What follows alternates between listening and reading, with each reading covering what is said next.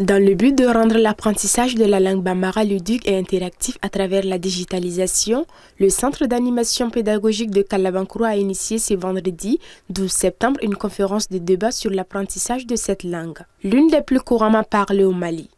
Si on va vers la nouvelle technologie pour quand même avoir toutes les informations sur la langue nationale, sur l'orthographe des langues nationales, sur la phonétique des langues nationales, si on a accès à l'outil numérique, je pense que c'est très important pour que les gens apprennent, même s'il n'y a pas de maître.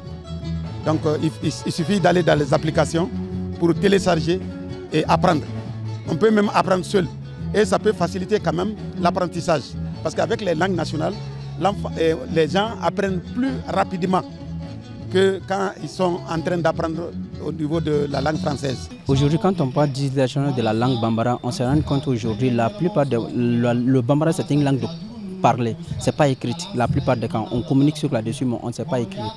Maintenant, qu'est-ce que nous on s'est dit? On dit qu'on va maintenant rendre ça accessible à tout le monde, non seulement en entraînant des modèles, en créant des applications maintenant pour accessible à tous et à tout moment, que les enfants peuvent apprendre à lire et à écrire avec des jeux ludiques qui sont inclus à l'intérieur et qui peut entendre aussi des voix dans leur langue locale, le bambara standard pour tout le monde. Cette conférence s'inscrit dans le cadre des activités commémoratives de la Journée internationale de l'alphabétisation ou à l'ère du numérique. L'alphabétisation ne se limite plus à la lecture et à l'écriture.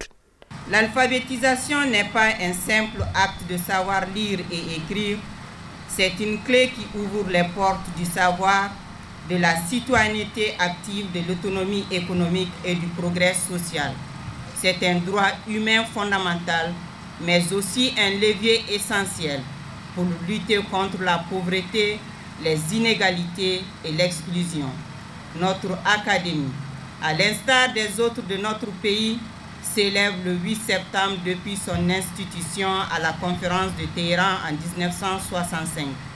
Ainsi, le thème national retenu cette année est l'alphabétisation numérique clé pour un avenir inclusif durable.